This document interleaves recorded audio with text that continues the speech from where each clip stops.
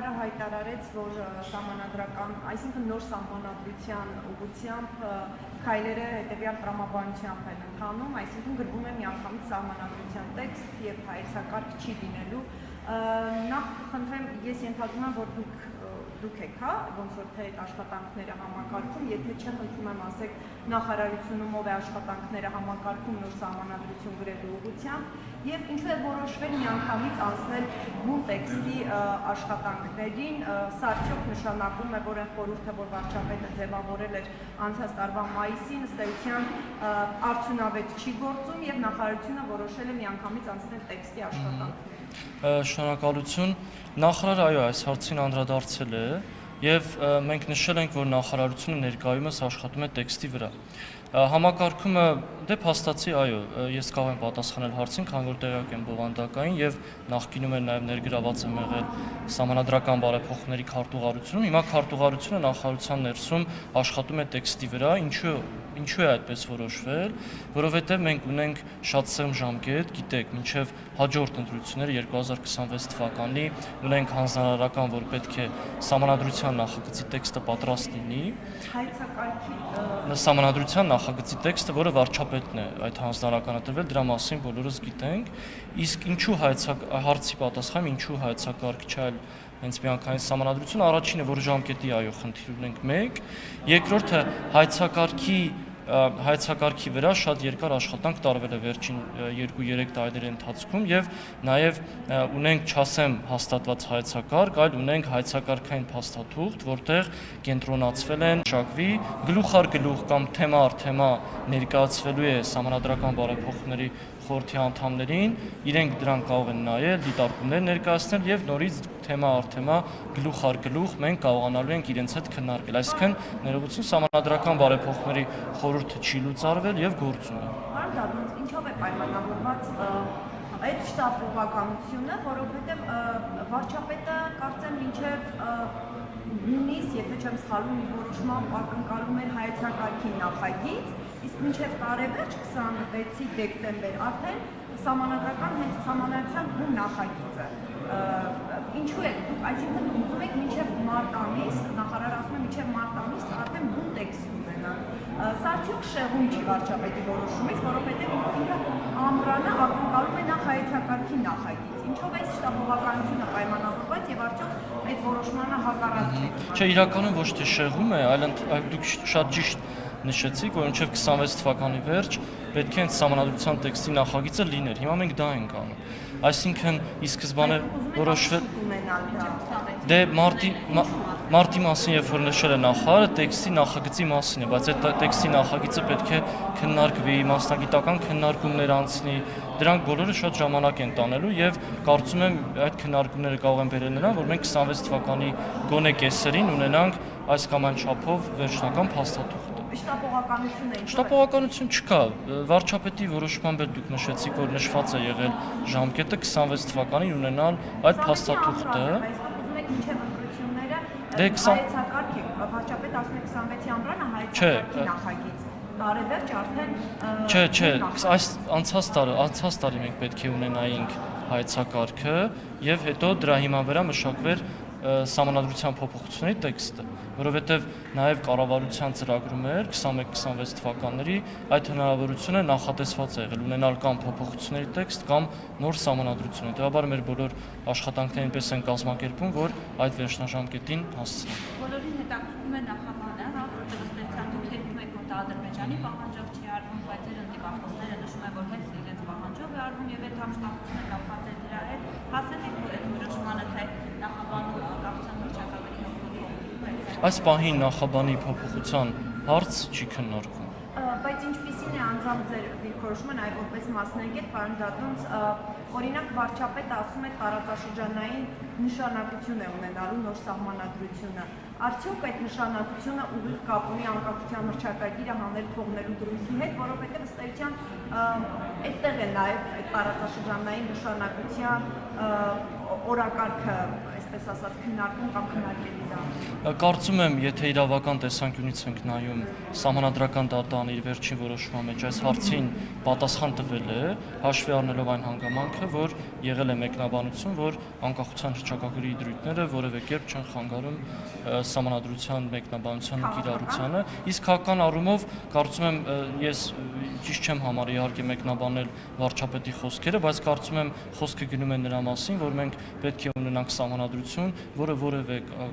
կասկածից տակ չի դրվում հանրության կողմից իր ընդունման լեգիտիմության առումով եւ քանի որ Սահմանադրությունը յուրաքանչյուր պետության, պետականության հիմքն է հանդիսանում, սա նաև բերում է իր տարածաշրջանային հետևանքները։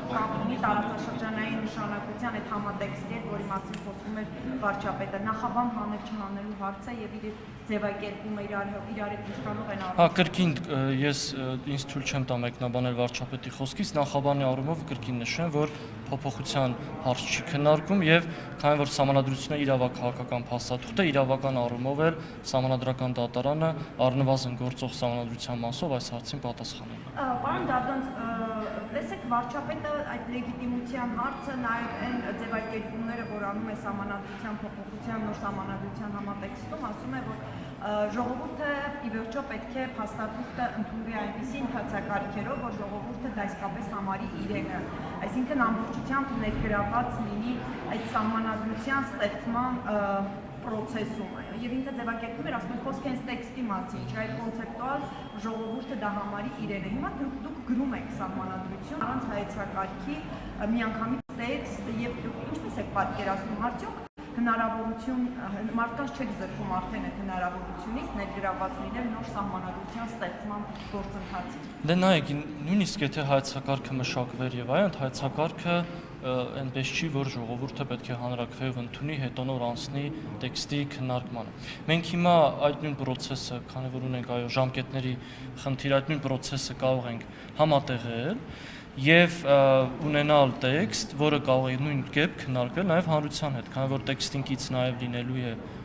նախագծի հիմնավորումը եւ այդ նույն հայեցակարգային դրույթները, որոնք կարող են լինել հայեցակարգում, կարող են արտացոլվել հիմնավորման մեջ շատ հասկանալի ձևով, ժողովրդին հասանելի լեզվով եւ դրանք քննարկվեն արդեն հանրության հետ։ Եվ պարոն Դադոնց, երբ որ նախարարը ասում է, որ նոր Սահմանադրությունը չպետք է խոչընդոտի խաղաղության պայմանագրին, այսինքն նոր Սահմանադրությունը չպետք է վտանգի բառացի ասեմ խաղաղության պայմանագիրը եւ խաղաղությանը միտված հարաբերությունները, այս բառացի եմ ասում, դա ինչ է նշանակում, օրինակ կբացատրեք ինչ մենք հասկանանք։ Կրկին ես կդժվարանամ մեկնաբանել տիկին նախարարի խոսքը, բայց հավանաբար տիկին նախարարը նկատի է ունեցել այն հանգամանքը, որ քանի որ գրվելու է նոր Սահմանադրություն, բնականաբար այնտեղ չպետք է այնպիսի դրույթներ լինեն, որոնք կարող են արմատական ազդեցություն ունենալ Հայաստանի Հանրապետության որպես պետության, հա, գոյության առումով եւ նաեւ իրավաքաղաքական լուրջ ցնցումների չհանգեցնի։ Հիմա Ալիև ասում է, որ ձեր Սահմանադրությունը ունի այդ նախաբանին հղումը, անկախության հռչակագրին հղումը, նախաբանը եւ հենց սա խաղաղությանը խանգարում է։ Սա արդյոք, եթե նաեւ նախարարի այս ասածն ենք հաշվի առնում, սա արդյոք նշանակում է, որ սա խանգարում է փաստորեն։ Սա մենք կառավարությունը կհամարենք խաղաղությանը խանգարում։ Դե դուք դա Ադրբեջանի Հանրապետության մեկնաբանությունն եք ասում, իրենց պաշտոնատար անձանց, բայց եթե նախարարի խոսքին եք հղումանում, եթե չեմ սխալվում, նախարարը նույնպես նշել է այն մասին, որ գոնե մեր հարթությունում Սահմանադրական դատարանը այս հարցին արդեն պատասխանել է։ Այսինքն չի խանգարում, պարոն Դադոնց, գործող Սահմանադրությանը ձեր ասած հարաբերությունների խաղաղության գործընթացը։ Դա նշեցի, որ արդեն իսկ Սահմանադրական դատարանը այդ հարցին պատասխանել է։ Իմ անձնական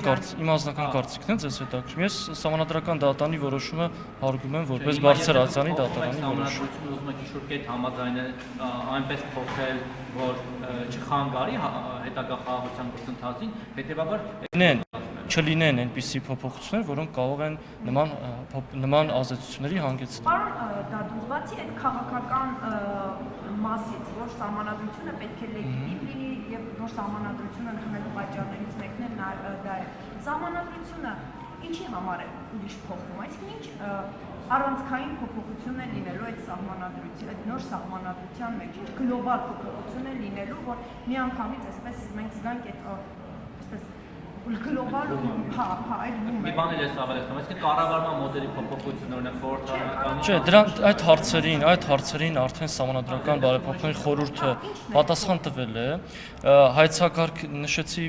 քիչ առաջ, որ հայեցակարգային այդ փաստաթուղթը, եթե չեմ սխալվում, անցած տարի մամուլում շրջանառվում էր եւ այնտեղ ուղղությունները կային, հա, բայց այս պահին ասել թե ինչն է փոխվում կդժվարանա, որովհետեւ դեռ չունենք տեքստը։ Հիմա մենք աշխատում ենք եւ պետք է խորհրդի հետ դրանք համաձայնեցնենք, հետեւաբար հիմա ինչ էլ ասեմ, հետո կարող է շահարկումների տեղիք տալ, առնվազն օրինակ խորհրդի անդամների կողմից, որ իրենց հետ առանց քննարկելու կամ համաձայնեցնելու մենք թեզեր ենք արտահայտում, որը իրենց հետ չի քննարկվել։ Հետեւաբար կառաջարկեմ, երբ որ արդեն հիմնական թեզերը լինեն փոփոխություններ եւ առնվազն գոնե խորհրդի անդամների հետ քննարկած լինի, այդ ժամանակ արդեն քննարկենք, թե ինչ փոփոխություններ կարող են լինել։ Պարոն Դատման, կարող ենք ձեր խոսքից ընդհանուր այսպես բան անել, որ դուք միանգամից հայեցակարգ չեք բանանում, միանգամից տեքստ եք գրում, որպեսզի հասցնեք մինչև խորհրդարանական հերթական ընտրությունները ունենան խորհրդի կողմից հաստատված սահմանադրության տեքստ։ Խորհրդի կողմից գոնե առնվազն քննարկված, դե ֆորմալ առումով այո, խորհուրդը պետք է հաստատի վարչապետի որոշման, խորհրդի կողմից քննարկված եւ հնարավորինս համաձայնեցված տեքստ, որպեսզի նաեւ այո հասցնենք վարչապետի հանձնարարած ժամկետում դա իրականացնել։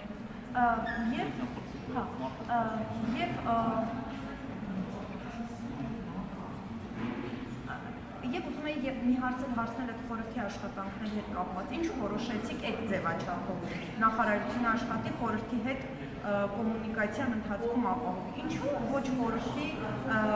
ձևաչափով, հայեցակարգով եւ այլն, որովհետեւ դանդաղ է գնում դրա համար։ Դե դրա մասին նշեցի եւ այնպես չէ, որ նախկինում երբ որ նախկին մեխանիզմի դեպքում խորհրդի անդամներն էին հենց գրում տեքստը, կար Սահմանադրական բարեփոխումների մասնագիտական հանձնաժողովը, մասնագետները, ովքեր հայեցակարգային առաջարկներ էին մշակում եւ ներկայացնում խորհրդի անդամներին։ Հիմա քանի որ արդեն բուն տեքստի մշակումն է, շատ ավելի արագ եւ արդյունավետ է աշխատել բուն տեքստի վրա, առանց հավելյալ ռեսուրս դնելու հանձնաժողովի վրա եւ միանգամից քննարկել խորհրդի անդամների հետ։ Սա նաև հեշտ է այն առումով, որ խորհրդի անդամները իրենք էլ կարող են ուղիղ իրենց տեքստային առաջարկները ներկայացնել մեզ եւ մենք ներառենք այդ ընդհանուր տեքստը։ Եվ մենք կկարճացնել այնուամենայնիվ նույն բանաշենքը գայում, հա, դեր ունեցածի հետ կապված, հաստատի կին բանտապետի նշանակումները ըստ էության անարդյունավետ եղավ, որովհետև այդ նույն բարքերը արտարքյանների վերաբերմեն դաշնացեցի ենթարկելը, հա, շարունակում է այդ վայր երևույթները մնալ հերակատարողական հիմնարկներում։ Օրինակ մենք եւս ահազանգ էինք ստացել ցմադատապարտիաներից, ով մեզ պատմում է, որ 2-3 հոգոտել են անձնական իրերը, դուք միջև մահացած ծնողների հիշողությունները ջարդել են, շրել են, այդ բեսպրիձելը ինչի հետևանք է։ Դե տեսեք, դուք նախ տալիս եք գնահատական քրեակատարողական ծառայության պետի վերաբերյալ, կարծում եմ ճիշտ չէ նման գնահատական տալը, քանի որ այն իրավիճակը, որ տեղի ունեցավ, հա, ես նշեցի, դա ուղղված էր քրեակատարողական հիմնարկում, անվտանգության եւ կարգուկանոնի ապահովմանը, դա նաեւ խոսում է նրա մասին, որ այդ մեխանիզմը աշխատում է։ Ինչ վերաբերում է ծեծին, ես ձեր գործընկերներին նշեցի, որ տեղի է ունեցել միջամտություն օրենքով սահմանված կարգով քրեակատարողական հիմնարկում ներքին կարգուկանոնի եւ անվտանգության ապահովմանը եւ թե արդյոք այդ միջամտությունը անցել է այդ իրավաչափության սահմանները թե ոչ, նշեցի, որ նաեւ ծառայողական քննություն է նշանակվել, այդ հարցերի պատասխանները կլինեն եւ ծառայողական քննության եւ նաեւ քրեական գործի շրջանակներում։